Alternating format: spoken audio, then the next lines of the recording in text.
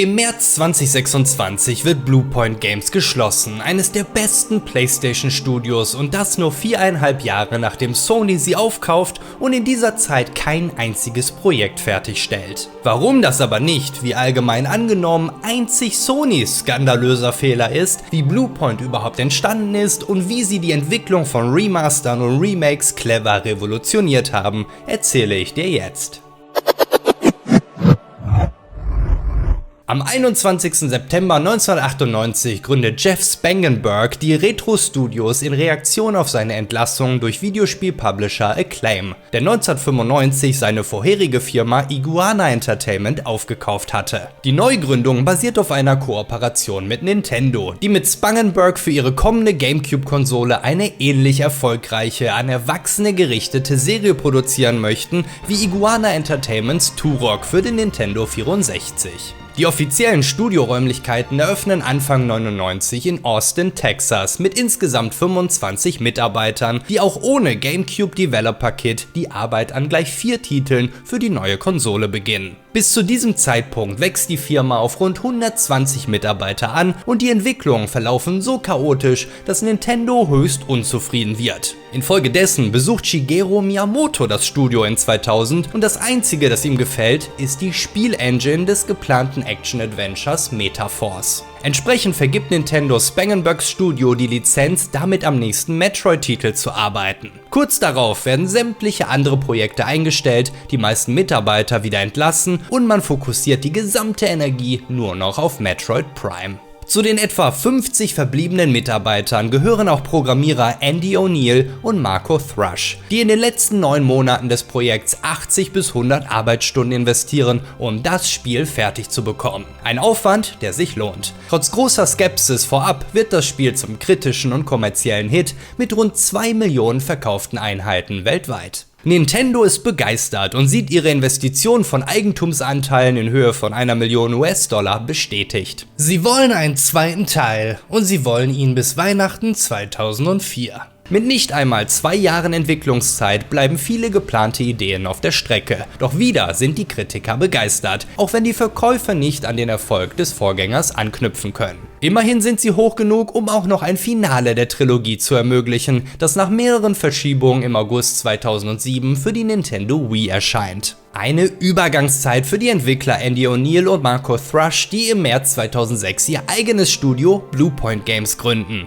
Thrush erscheint im Abspann von Metroid Prime 3 noch als vollwertiges Mitglied des Senior Engineering Teams. Andy O'Neill hingegen findet nur noch in den Danksagungen Platz. Ein starkes Indiz dafür, dass er bereits am Blast Factor arbeitet, das im November desselben Jahres am ursprünglichen Release-Termin von Metroid Prime 3 erscheint. Bluepoint Games wird mit einer Philosophie gegründet, die ihre Grundpfeiler auf Entwicklung legt, auf technisches Können auch unter Nicht-Entwicklern sowie auf smarte technische Lösungen, die den Arbeitsprozess vereinfachen und beschleunigen. Ein Mantra, das über das gesamte Bestehen des Studios erhalten bleibt. Im Shoot'em-up Blast Factor steuerst du ein mikroskopisch kleines Schiff, das Körperzellen von diversen Infektionen befreit. Es zählt zu den ersten Videospielen, die exklusiv für das PlayStation Network veröffentlicht werden. Unterstützt wird die Entwicklung von den God of War-Machern Santa Monica Studio, was Bluepoints enge geschäftliche Beziehung zu Sony etabliert, die letztlich ihr Untergang werden sollte. Zunächst ist es aber die Aussicht auf eine lukrative Zukunft und der Startschuss für eine Nische, die Bluepoint bald dominieren würde.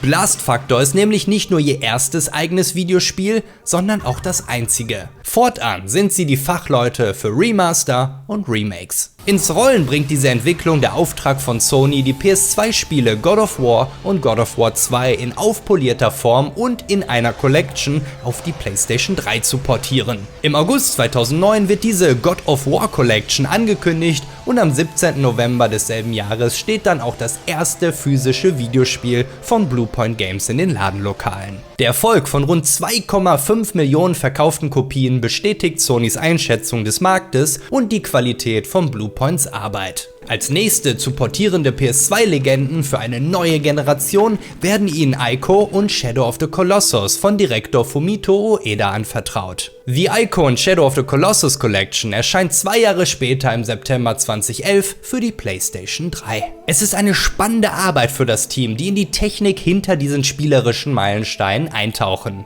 Ihnen offenbaren sich die Tricks, wie Entwickler auf der PlayStation 2 hier und da ein paar Bytes einsparen, wie sie den Speicher der Konsole schonen, um ihr Spiel vernünftig darauf laufen zu lassen. Die meisten von ihnen sind selbst Industrieveteranen und haben Déjà-vus davon, was sie selbst früher machen mussten. Auch wissen sie es sehr zu schätzen, dass die Geschäftsführer selbst weiter aktive Entwickler sind, die ihre Bedürfnisse nachvollziehen. Neue Kollegen werden nicht alleine anhand ihres Talents oder Portfolios eingestellt, sondern durch erprobte Anpassungsfähigkeit und eine ausgeprägte Problemlösungsmentalität. Gleichzeitig sind sie alle aber auch selber Gamer und verstehen, was diese Spiele so großartig macht und entsprechend welche Elemente unangetastet bleiben müssen. Shadow of the Colossus gehört bei den meisten Mitarbeitern unangefochten in die Top 5 ihrer Lieblingsspiele. Für die ist es ein ganz besonderes Erlebnis, zum ersten Mal neue Dinge in einem Spiel zu entdecken, das sie so oft durchgespielt haben. Eine versteckte Kletterpassage zu einem Aussichtsplateau, das Nutzen der Harpune zum Fangen von Fisch oder ein geheimer Bereich in der Arena des 5. Koloss, für den man zum richtigen Zeitpunkt vom Flügel abspringen muss. Auch, dass die Anzahl der Vögel im Tempel anzeigt, wie viele Kolosse man besiegt hat, ist für viele neu und der Grund für die einzigen Framerate-Einbrüche im Spiel.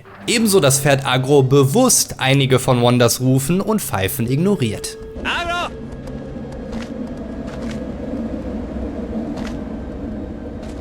Dadurch, dass sie selbst Fans sind, legen sie einen besonderen Wert darauf, den Wissensstand der Community zu erreichen. Welche Geheimnisse wurden entdeckt, sei es beim Spielen oder beim Durchstreifen des Programmiercodes? Auch das sind Elemente, die man den Spielern nicht nehmen möchte, unabhängig davon, wie klein die Gruppe auch sein mag, für die das relevant ist. Das Team schaut bei jedem ihrer Projekte Spieldurchläufe, liest sich sämtliche Wiki-Einträge durch, ebenso wie Foren- und Reddit-Diskussionen, Beschwerden und Kritik. Die einzigen Dinge, die verloren gehen, wie der eine oder andere Speedrun-Trick, sind meistens der Framerate-Anpassung geschuldet. Bluepoint zielt auf 30 oder sogar 60 FPS ab und muss dafür den Originalcode aufräumen, indem Änderungen in der Framerate dazu führen, dass zum Beispiel Kämpfe signifikant schwerer werden oder die Animation zum Hängen an einer Kante nicht mehr funktioniert. Ihr Arbeitsprozess, speziell auch später auf der PS4, läuft stets mit dem Original parallel. Ihr erster Schritt ist es, das Originalspiel auf der neuen Konsole zum Laufen zu kriegen und dann in der Entwicklung des Remasters jederzeit mit dem Klicken eines Debug-Buttons zum Original wechseln zu können. Mit allen Assets, Animationen und Partikeleffekten von damals. Ein essentieller Schritt für die Designer, jederzeit einen Vergleich zwischen alt und neu zu haben, um das authentische Spielgefühl beizubehalten. Zumindest das Skelett des Originalspiels bleibt erhalten und die Kunst entsteht beim Verschmelzen dessen Engine und der von Bluepoint mit all ihren technischen Verbesserungen. Jede der beiden behält ihre klar abgegrenzten Zuständigkeitsbereiche. Intern gibt es unzählige Diskussionen darüber, welche dieser Verbesserungen zu weit gehen und das Spielgefühl, das Gamer wiedererkennen sollen, verfälscht. Das beginnt bei der Farbe des Grases und erstreckt sich bis zu den Bogenmechaniken, die seit der Veröffentlichung des Originals in zahlreichen Spielen deutlich besser funktionieren. Gerade in einem Spiel ohne verständliche Worte, das Emotionen durch absolut alles im Spiel auslösen kann. Lediglich in den eigenen 4 Wänden des Studios erlaubt sich schon mal ein Entwickler einen Spaß und verwandelt Pferd Agro in ein regenbogenversprühendes Einhorn. Wenn du dir auch solche Späße erlauben, deine Nerd-Deko aufstocken oder deinen Arbeitsprozess vereinfachen möchtest,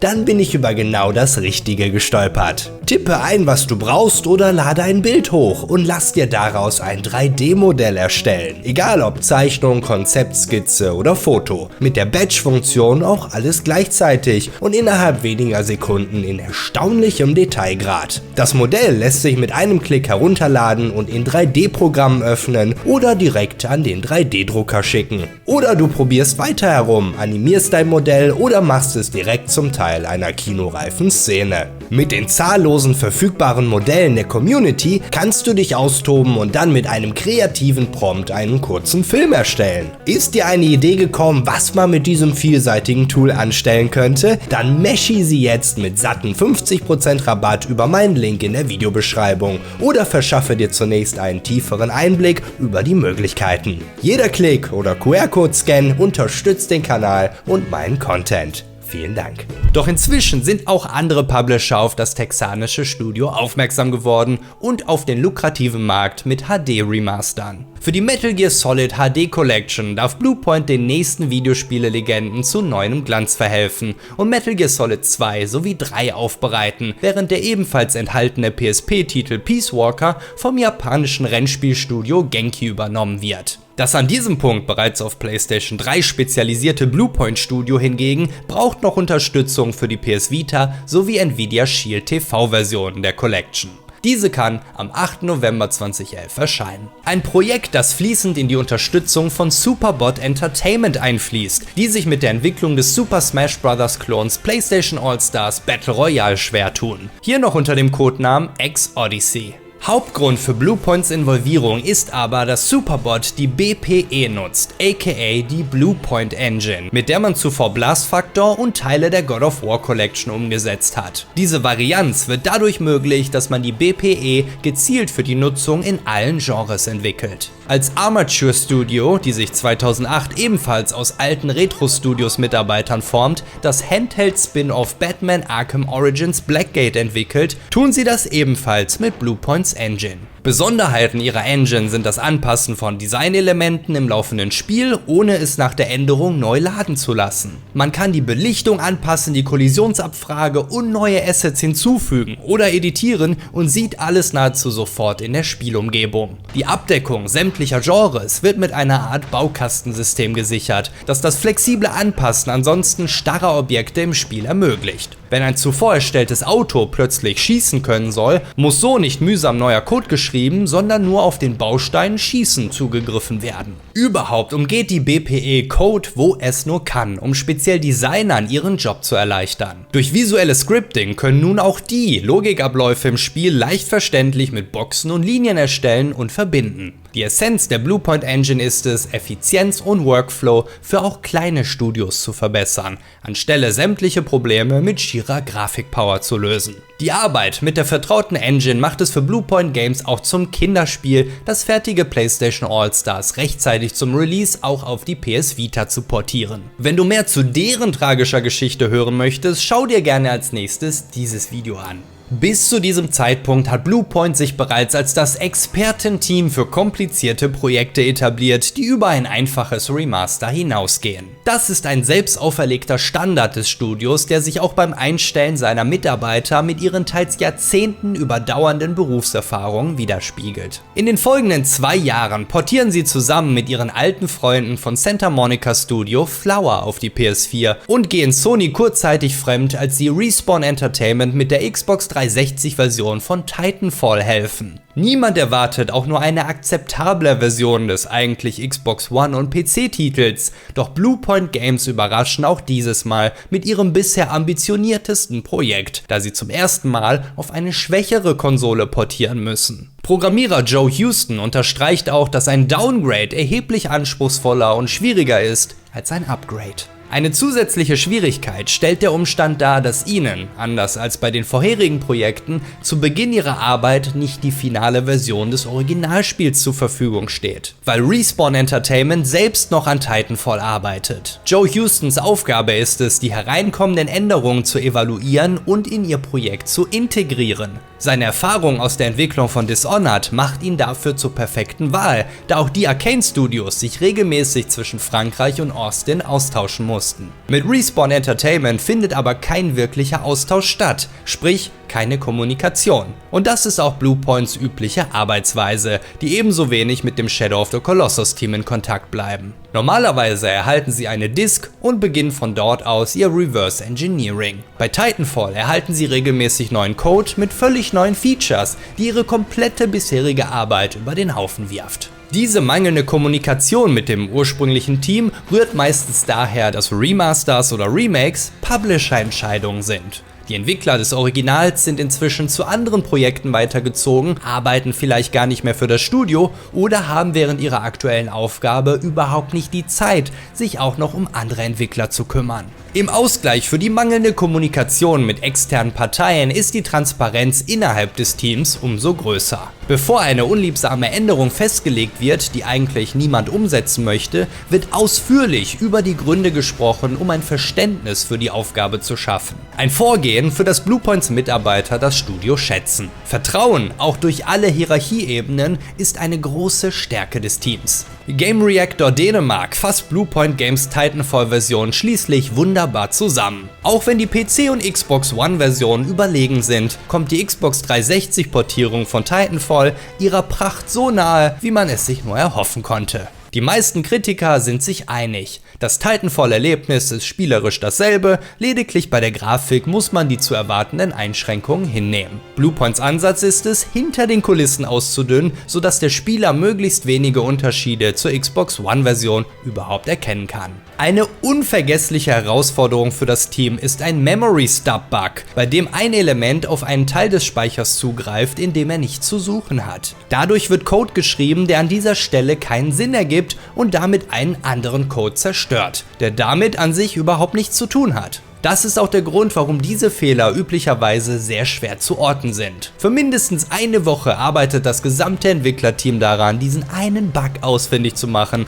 während jeder von ihnen betet, dass es nicht sein Fehler ist. Doch der Teamgeist überwiegt schnell und dann ist es egal, wessen Fehler es letztlich ist. Es zählt einzig noch, den Bug zu finden und zu korrigieren, um weiterarbeiten zu können. Doch das ist der letzte Seitensprung, denn spätestens mit der Nathan Drake Collection von Uncharted, die am 7. Oktober 2015 veröffentlicht wird, fühlen sie sich wie ein Teil von Sony an. Der Hardware-Fokus bringt außerdem eine zunehmend gefestigte Expertise mit speziell der PS4 und PS4 Pro mit. Eine Konsole, auf der laut Sony, Stand Oktober 2015, 80% der Nutzer noch nie ein Uncharted gespielt haben. Eine ideale Gelegenheit, an den Erfolg des The Last of Us Remasters von Naughty Dog anzuknüpfen. Die ursprüngliche Idee, den PS Vita-Titel Golden Abyss auf die Heimkonsole zu bringen, wird aufgrund der schwachen Story verworfen, die sich auch viel zu weit von der Haupthandlung abspielt. Bluepoint benötigt für alle 3 Titel nicht mehr als 15 Monate und stockt das Team dafür bis zu seinem neuen Hoch auf. 13 Entwickler, 17 Designer.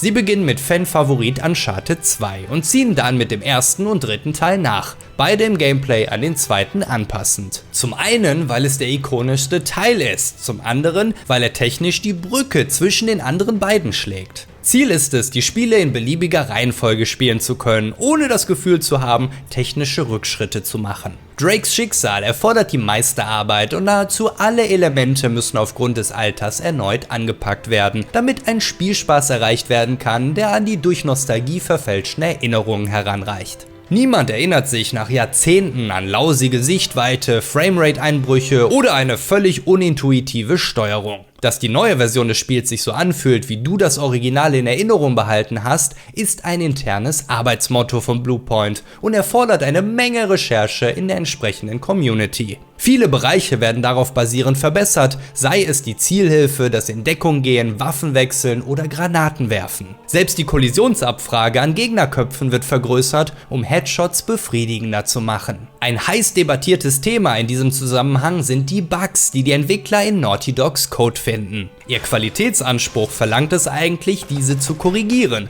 doch gleichzeitig kann genau diese Korrektur auch zu einer Kettenreaktion führen, die das Spiel an einer anderen Stelle abwandelt. Ebenso verzichtet man, Ideen wie das Zurückwerfen von Granaten zu implementieren, um das Balancing nicht auszuhebeln. Bluepoint Games steht Naughty Dogs Entwicklungstoolset für Uncharted zur Verfügung. Es ist allerdings derart veraltet, dass sie beschließen, es nicht zu nutzen und die Änderungen gänzlich selbst zu programmieren. Auch das Balancing wird gehörig angepasst, um die Bullet Sponge Gegner nicht 2 Dutzend Kopfschüsse schlucken zu lassen. Dasselbe Soundteam bei Sony, das für die Originalmusik verantwortlich ist, übernimmt die Verbesserung der Audioqualität. Ganz allgemein, dass es sich bei den Originalen um Naughty Dog Produkte handelt, ist eine völlig eigene Herausforderung. Als langjähriger First-Party-Entwickler für Sony sind gerade die Uncharted-Spiele darauf ausgelegt, alles aus der PlayStation 3 herauszukitzeln und sämtliche ihrer einzigartigen Funktionen zu nutzen. Diese auf die völlig anders gebaute PS4 zu übertragen, ist eine derartige Herausforderung, dass das alleinige zum Laufen kriegen auf der neuen Hardware einen nicht unerheblichen Aufwand bedeutet. Bluepoint überrascht Naughty Dog, die der festen Überzeugung sind, dass sie das einzige Studio sind, die das hätte bewerkstelligen können. Der fehlende Multiplayer ist übrigens ebenfalls Naughty Dog zuzuschreiben,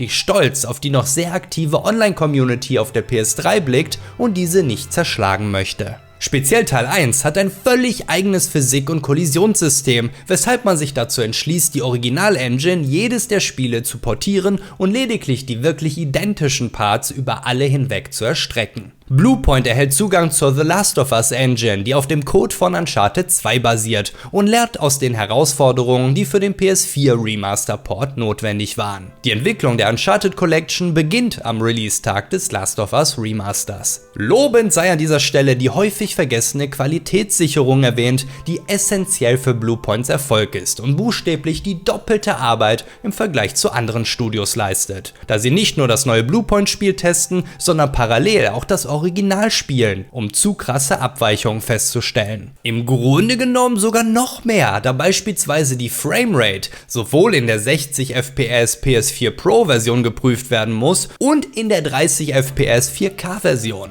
Ihre Arbeit wird ebenfalls durch effiziente Tools vereinfacht, die bei einem Bug sofort einen Screenshot schießen und die Position speichern. Diese werden zum Entwicklerteam weitergeleitet, bei denen die kompatible Bluepoint Engine einen augenblicklich zu der fehlerhaften Position im Spiel und im Editor transportiert. So lässt sich der Fehler schnell diagnostizieren und beheben und die Qualitätssicherung bekommt innerhalb von 15 Minuten das Update zum erneuten Prüfen. Designer Sterling Bruggs, der bereits seit PlayStation All-Stars im Team ist, kann so bis zu über 50 Bugs an einem einzelnen Tag beheben. Funktionen, die ehemalige Bluepoint-Entwickler schmerzlich selbst in einer Unreal Engine vermissen. Auch technisch können sie sich in dieser Phase wieder einmal selbst übertreffen und ihren Namen unwiderruflich in Stein meißeln. Nicht nur sind die 3 Uncharted-Teile in ihrer frischen PlayStation 4-Version würdige Weiterentwicklungen und die besten spielbaren Versionen der Games, besonders Gravity Rush Remastered ist Ende 2015 ein riesiger technischer Sprung von seinem PS Vita Original.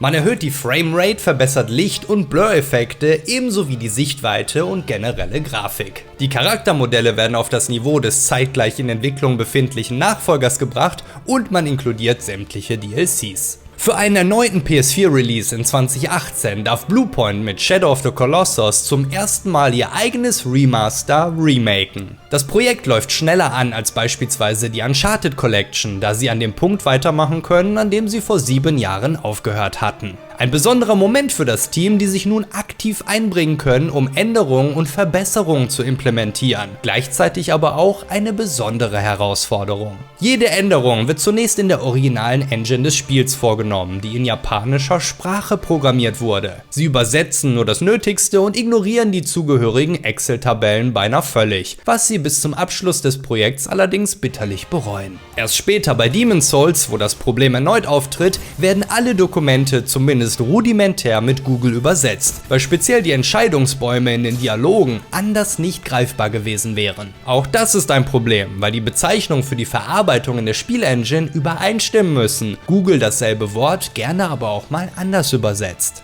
Nichtsdestotrotz ist die Arbeit mit japanischem Code etwas ganz Besonderes und vor allem Persönliches, weil alle originalen Entwickler gewissermaßen ihren eigenen nach ihnen benannten Ordner haben, in dem Bluepoint deren Arbeitsprozess nachvollziehen kann. Vorgehensweisen ebenso wie fallen gelassene Ideen. Aus Programmierersicht versteht man sich und baut ein Gefühl auf, fast als würde man sich kennen. Dieses Kennenlernen findet auch mit einem ganz besonderen Fan statt. Während ihrer Recherchearbeit rund um Shadow of the Colossus entdecken sie einen gewissen Nomad, der seinen Blog und seinen YouTube-Kanal diesem einen Spiel verschrieben hat. Er weiß alles darüber, hat es auseinandergenommen und Dinge entdeckt, die niemandem sonst aufgefallen sind. Er ist in Kontakt mit diversen Teammitgliedern, sogar mit Studioleiter Marco Thrush. Um seine Hilfe bei diesem Projekt zu würdigen, wird die Boon of the Nomad Trophäe nach ihm benannt und Anfang 2018 fliegt Bluepoint ihn aus Sydney ein, sodass er einen Tag vor dem Launch das Spiel testen darf.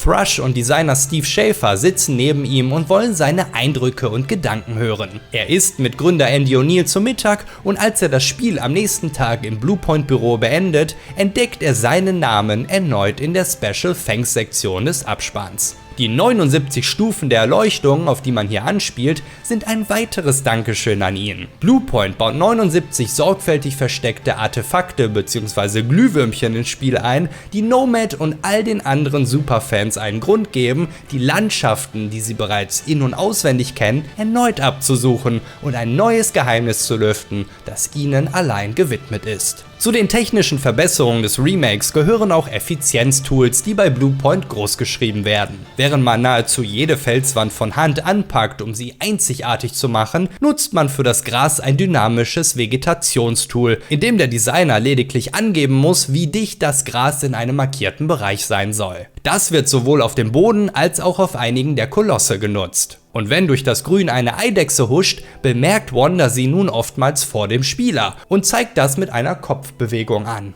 die es im PS2-Original noch nicht gab. Auch gibt er jetzt Luftblasen ab, wenn er durchs Wasser taucht. Einige technische Verbesserungen wie indirekte Beleuchtung oder die Nebelpartikel im generellen Lichtsystem schaut man sich von The Last of Us und Assassin's Creed Black Flag ab. Grundsätzlich entsteht die Belichtung und das Werfen von Schatten aber natürlich durch die Sonne, wohingegen das Original quasi gemacht hat, was gerade nötig war. Um auch hier beides ineinander zu vereinen, muss man den Gang zum 8. Koloss um eine zusätzliche Kurve ergänzen, damit niemandem auffällt, dass die Richtung der Sonne sich um 90 Grad ändert. Die Detailliebe für ihre Vorlage ist kaum greifbar und viele der Kolosse benötigen mehrere Monate, bis ihr neues Modell endlich fertig ist. Dieser hier besteht im Original aus 11.000 Polygonen, sein Update aus satten 61.000. Speziell das Fell, das bereits auf der PS2 so beeindruckend war, schluckt eine Menge Zeit und Arbeit, bis es in Bluepoints Augen endlich perfekt ist. Das wird mit einer ähnlichen Lösung verteilt wie das Gras, indem die Designer Flächen markieren, um anzuzeigen, wo sie Fell benötigen, wie dicht und wie lang es sein soll, in welche Richtung es fällt und wo Fellbüschel auftreten.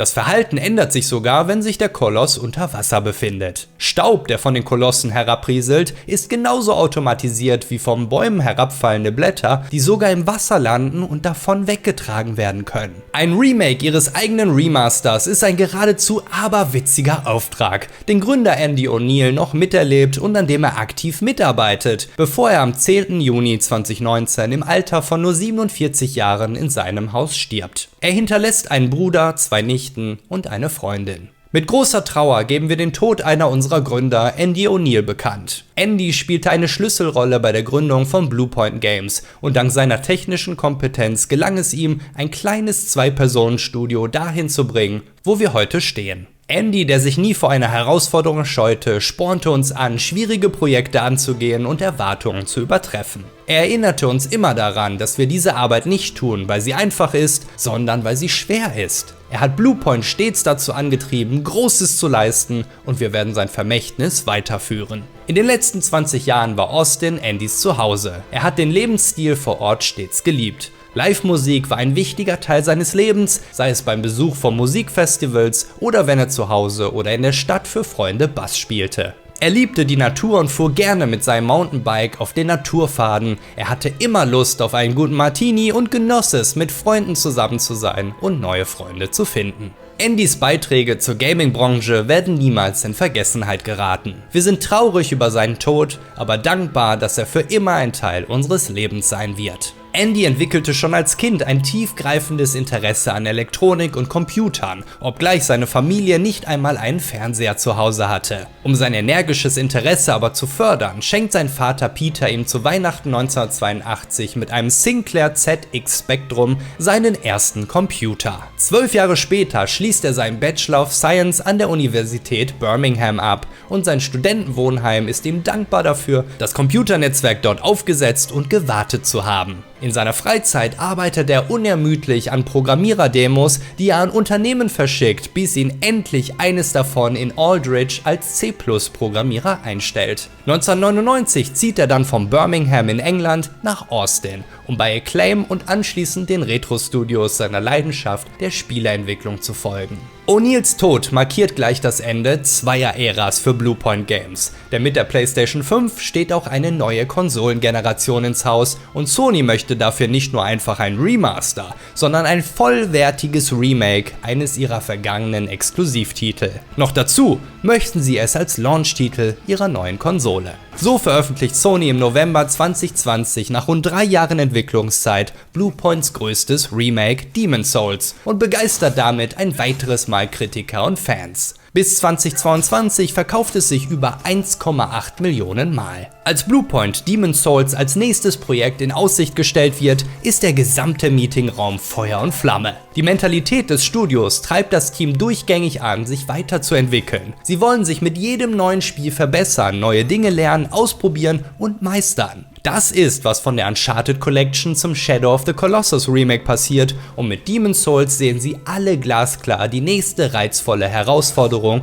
an die Tür klopfen. Wie auch bei ihren vorangegangenen Projekten ist der größte Teil ihrer Vision die Treue zum Original. Besser denn je können sie die Original-Engine in ihre eigene, kontinuierlich weiterentwickelte eingliedern und somit das ursprüngliche Gameplay 1:1 übernehmen. Dieses System ermöglicht ihnen nach Bedarf zu sortieren. Die Kampfmuster der Bosse bleiben aus dem Original erhalten, die Bewegungsanimationen müssen neu gemacht werden. Die Designer derweil haben das Glück, auf eine umfangreiche Bibliothek aus Artworks und Konzeptzeichnungen zurückgreifen zu können, die ihnen verdeutlichen, was die Intention und Gedanken des japanischen Teams waren, auf denen sie aufbauen können. Alle 5 Gebiete in Demon's Souls sind grundlegend verschieden, doch die meiste Entwicklungszeit fließt in den Palast von Boletaria, das Anfangslevel des Spiels. Das erste, das ein Spieler sehen wird. Da es sich um einen Launch-Titel handelt, vielleicht sogar das erste, das ein Spieler auf seiner brandneuen Konsole sehen wird. Eine enorme Zeit fließt hier in die Optik, um den Ansprüchen an eine neue Generation gerecht zu werden. Licht, Nebel, Texturenglättung, Effekte. Die engen Gänge dieses Abschnitts erfordern das Optimieren des Kameraverhaltens. Der Drache landet nun nicht mehr nur auf dem Boden, sondern hinterlässt dort auch seine Krallenabdrücke als unauslöschbare Erinnerung an ihn und die Gefahren dieser nun noch atmosphärischeren Welt. Eine Welt, die man gleich von Beginn an in seiner Gesamtheit aus der Ferne erblicken kann. Was erfordert, zunächst das kommende Level komplett fertigzustellen, um erst dann die niedrig auflösende Version davon für die Weitsicht zu erstellen. Das sorgt dafür, dass das erste Level auch das letzte ist, das vollständig fertiggestellt wird. Die Arbeit an einem Remake anstelle eines Remasters ist trotz Bluepoints Treue zum Originalphilosophie eine willkommene Möglichkeit für das Team, sich kreativ entfalten zu können. Während man bei Shadow of the Colossus damit noch sehr zurückhaltend ist und primär Dinge ändert wie das Physikverhalten von Wonders Umhang, dürfen die Designer bei Demon's Souls sich mehr austoben. In einem respektvollen Rahmen. So wird die Architektur stellenweise angepasst, um mit der Zeit und mit Spielererwartungen zu gehen. Und um auf jeder Mauer und in jedem Raum die Geschichte der Spielwelt zu erzählen. Was auch der Grund für die neuen Geister ist, die aus den besiegten Gegnern austreten und die bereits existierende Lore aufgreifen. Bluepoint nimmt für die neuen Animationen Motion Capture Aufnahmen auf und selbst für einen Veteranen, der sich damit bereits seit den 90ern beschäftigt, ist das eine immense Herausforderung, weil jede Bewegung, jeder Angriff,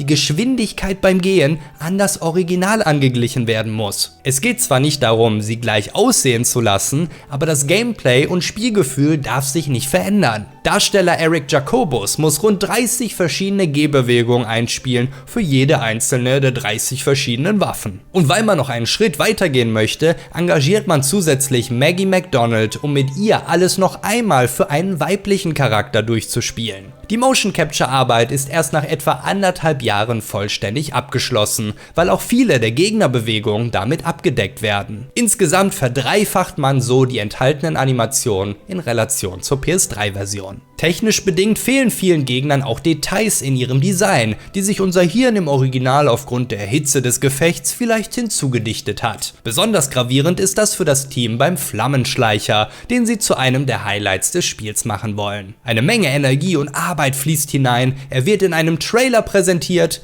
und die Kommentare laufen heiß, weil Bluepoint seine Augenklappe vergessen hat. Über mehrere Tage hinweg setzen sich eine ganze Reihe von Mitarbeitern hin und betrachten jeden einzelnen Charakter erneut mit einer Lupe. Sie wollen nichts vergessen, was wichtig für die Lore des Spiels ist, das sich womöglich als essentieller entpuppt als zunächst angenommen oder das entgegen dem Original nicht ausreichend hervorgehoben wird. Doch nicht alle gut gemeinten und auf gesammelten Informationen basierenden Änderungen kommen bei allen gut an. Anhand der Trophäenstatistik erkennt Bluepoint, dass eine Menge Demon's Souls-Spieler das Handtuch werfen, bevor sie überhaupt den ersten Boss Phalanx besiegen. Das Team, das davon überzeugt ist, dass das Gameplay und der Reiz des Spiels erst wirklich nach dem Besiegen des ersten Bosses Klick macht, passt kurz vor dem dezent die Drop-Rate von Feuerbomben oder Goldharz an. Auch integrieren sie unter anderem die Welttendenz ins Spielmenü, um die abstrakte Lore, für die Souls-Spiele berüchtigt sind, sichtbarer und verständlicher zu machen. Im Allgemeinen soll das Spiel verständlicher werden. Funktionen, die viele Spieler des Originals durch Zufall entdecken oder im Internet nachlesen müssen. Sei es der artgerechte Einsatz von Zaubern oder simple und doch entscheidende Dinge wie das Springen über eine Mauer. Früh im Remake entdeckt man nun eine Nachricht auf dem Boden,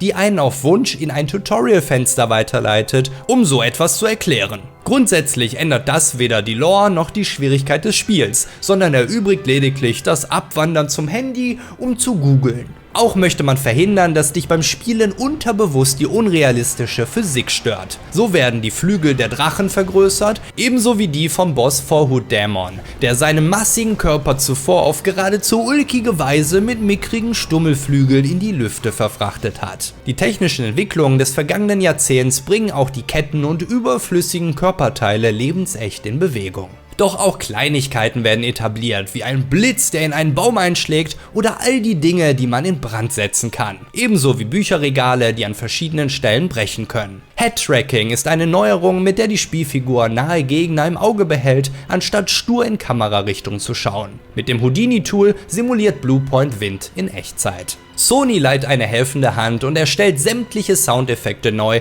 die in der größtenteils musiklosen Spielwelt nun mit 3D-Sound besonders zur Geltung kommen. Diese Geräusche sind der Soundtrack von Demon's Souls und werden vom selben Team gemacht, die die Vibration des PS5-Controllers einstellen, um mit den Sounds synchron zu sein. Sony stellt mit Gavin Moore übrigens auch den Creative Director des Spiels, der das finale Sagen über Designentscheidungen hat, von seinem Arbeitsplatz in Japan aus. Ein Umstand, der kaum ins Gewicht fällt, da die Entwicklung von Demon's Souls zur Hochzeit der Covid-Pandemie stattfindet. Gavin muss um 3:30 morgens aufstehen, um mit Texas zu telefonieren, und das Team dort im Lockdown ist für rund 2 Wochen offline, woraufhin es etwa einen Monat dauert, um eine effiziente Kommunikation und Zusammenarbeit aufzubauen. Auch die Kamera wird angepasst und herabgesetzt, um sicherzugehen, dass der Spieler zu jeder Zeit das sehen kann, was er sehen muss. Sie wird immer wieder angepasst, um Spielerbewegungen um Ecken akkurat mitzugehen und nicht von Holzpfeilern im Level blockiert zu werden. Eine Erfolgsbilanz, die Sony nicht an einen anderen Publisher verlieren möchte, weshalb sie Bluepoint Games am 30. September 2021 aufkaufen und in die Riege ihrer PlayStation Studios aufnehmen. Der genaue Kaufpreis ist nicht öffentlich bekannt gegeben worden, wohl aber, dass Sony Interactive Entertainment zwischen 2020 und 2024 rund 4 Milliarden US-Dollar für Übernahmen ausgegeben hat. Gemessen daran, dass die Bungie-Übernahme 2,4 Milliarden Dollar kostet, teilt Bluepoint sich die verbleibenden 1,6 Milliarden mit 7 anderen Studios wie Housemarque und Firewalk.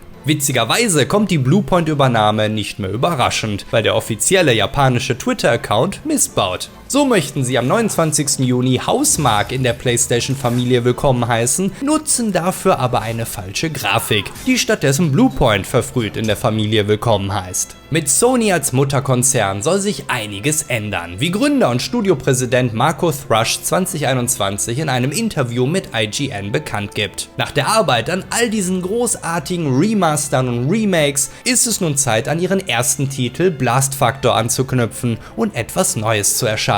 Von nun an möchte das Studio sich eigenen Projekten widmen, doch Thrush gibt hierzu keine Details. Ob es sich um eine völlig neue Marke handelt oder um einen neuen Ableger einer existierenden, bleibt Mutmaßung. Was er jedoch sagen kann ist, dass die Arbeiten daran bereits begonnen haben. Es ist der nächste Schritt in ihrer Evolution als Studio. Eine Evolution, für die das Remake von Demon's Souls nur ein Zwischenschritt war, mit dem das Team sich selbst beweisen wollte, wozu es mit mehr Freiheiten in der Lage ist. Nun möchten sie sich und der Welt zeigen, was sie gänzlich ohne Vorlage erschaffen können. Genug Arbeitskraft hält das Studio zweifelsohne bereit. Während sie für die God of War Collection noch mit 15 Mitarbeitern entwickelten, stehen sie aktuell bei rund 70 talentierten Leuten, die während des Demon's Souls Projekts noch um etwa 25 Freiberufler ergänzt werden. Allesamt mit einer durchschnittlichen Branchenerfahrung von 15 Jahren. Es ist ja nicht so, als wären wir ein Haufen von Entwicklern, die dazu ausgebildet wurden, Remaster und Remakes zu machen, so Thrust. Wir tragen das Mindset, eigene Spiele zu entwickeln, in unseren Herzen. Und das ist es, wofür wir nun bereit sind. Endlich bereit, mit der Unterstützung durch Sony vorzupreschen und zu zeigen, was wir können und was PlayStation kann. Eine so schnelle Veröffentlichung, wie man es von ihren bisherigen Projekten gewohnt war, ist unter diesen Bedingungen natürlich nicht zu erwarten. Doch erst kürzlich erklärt PlayStation sich damit einverstanden, Verschiebungen und mehr Entwicklungszeit in Kauf zu nehmen, um die Vision ihrer Studios Wirklichkeit werden zu lassen. PlayStation Studios Geschäftsführer Herman Hulst betont, dass das ebenso für Bluepoint wie auch für alle anderen ihrer Studios gilt. Es geht immer darum, qualitativ hochwertige Spiele so zu produzieren, dass es für die Teams tragbar ist, für die Einzelnen in den Teams, erklärt Hulst. Denn natürlich, wenn wir ein Team wie Bluepoint übernehmen, ist das ein langfristiges Engagement für uns, oder? Es geht uns nicht darum, ein paar schnelle Ergebnisse zu ernten. Als Positivbeispiel führt er dafür noch die jüngsten Verschiebungen von Horizon Forbidden West und God of War Ragnarok an, die genau aus dieser Argumentation heraus kein Grund zur Besorgnis sind. An letzterem hat Bluepoint Games übrigens ebenfalls unterstützend zwischen 2020 und 2022 mitgearbeitet. Menschen gehen vor. In unserem Geschäft stehen Menschen im Mittelpunkt. Alles, das wir tun, dreht sich um die Entwickler, ihre Gesundheit, ihre Kreativität, ihr Wohlergehen. Sorry, ich hatte ein wenig Erbrochenes im Mund. Für beide Parteien ist die Übernahme letztlich aber der natürliche nächste Schritt. Für Sony fühlt sich Bluepoint bereits geraume Zeit wie eines ihrer eigenen Studios an. Und laut Herman Hulst gibt es niemanden, der PlayStation so gut kennt und versteht wie sie. Bluepoint hat mit so vielen verschiedenen Teams zusammengearbeitet und ist dabei in Kontakt mit so vielen ihrer wichtigsten Franchises und Marken gekommen. Und Bluepoint Games hat jedes dieser Projekte und die Zusammenarbeit mit PlayStation geliebt. Es gibt tatsächlich niemanden, mit dem sie lieber zusammenarbeiten würden. Und durch die Unterstützung von Sony und all ihren mächtigen Ressourcen können sie sich endlich sorglos kreativ entfalten, ohne vorher zu einem riesigen Studio heranzuwachsen, das die familiäre Kultur von Bluepoint nicht erhalten könnte. Hulst, der selbst bereits ein Indie-Studio geleitet hat, versteht nur zu gut, wie solche geschäftlichen Sorgen selbst bei den besten Partnerschaften der kreativen Entfaltung im Weg stehen können. Als Teil der PlayStation-Familie können sie die hauseigenen Motion-Capture-Studios benutzen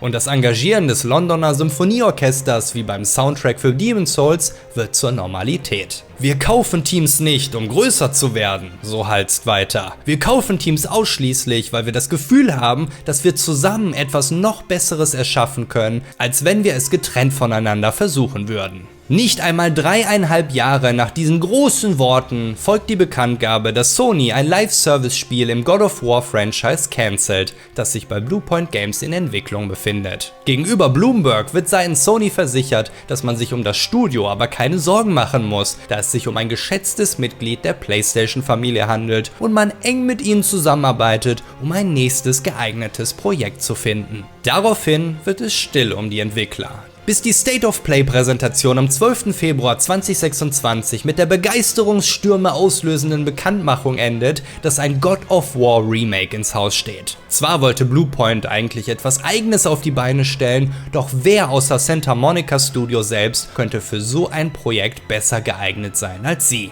Eben, nur Santa Monica Studio, die das Remake selbst übernehmen, während Bluepoint Games zusammen mit der Öffentlichkeit nur eine Woche später die Nachricht erhält, dass man sie im kommenden Monat schließen wird. 4,5 Jahre nach ihrer Übernahme und ohne ein einziges produziertes Spiel. Herman Hulst beginnt diese schriftliche Ankündigung mit dem Feiern der veröffentlichten PlayStation Highlights, angeführt von Ghost of Yotei, Death Stranding 2, Helldivers 2 und MLB The Show. Titel, die zeigen, dass Sony sich narrativer Exzellenz verschrieben hat und die Spieler-Engagement genauso antreiben wie Umsätze.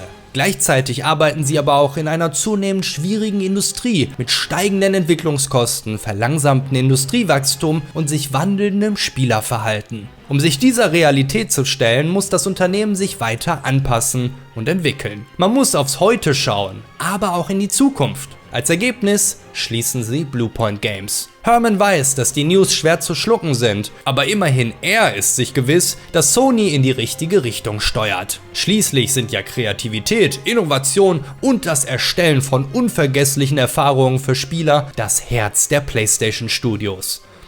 Na, wenigstens die Studios haben noch ein Herz. Obgleich der Aufschrei von Fans, Journalisten und Branchenexperten riesig ist und alle Sony dafür verdammen, dieses großartige Studio zu kaufen und dann entgegen ihrer klaren Stärken zu missbrauchen, nur um sie ungenutzt wieder zu schließen, ist das nur die halbe Wahrheit. Ja, Sonys geldverbrennende, regelrecht ausartende Jagd nach funktionierenden Live-Service-Marken ist erschreckend. Und ja, es gibt so viele Spiele, die Sony teils seit über einem Jahrzehnt vernachlässigt und die perfekt für ein Bluepoint Remake gewesen wären. Doch spätestens seit Shadow of the Colossus in 2018 sickert immer wieder das Verlangen des Teams durch, sich an einem eigenen Spiel zu versuchen. Sie betonen immer wieder, dass sie sich von Titel zu Titel weiterentwickeln und die ultimative Weiterentwicklung ist natürlich alles Gelernte in etwas völlig Neuem anzuwenden. Letztlich ist es nicht Sony, die Bluepoint das Live-Service-Projekt aufs Auge drücken, sondern das Studio selbst, das die Idee noch während ihrer Arbeit an God of War Ragnarök pitchen, weil sich das Team erneut in die Welt verliebt. Angesichts Sonys Geschäftsmodell der letzten Jahre fließen hier sicherlich einige Interessen zusammen,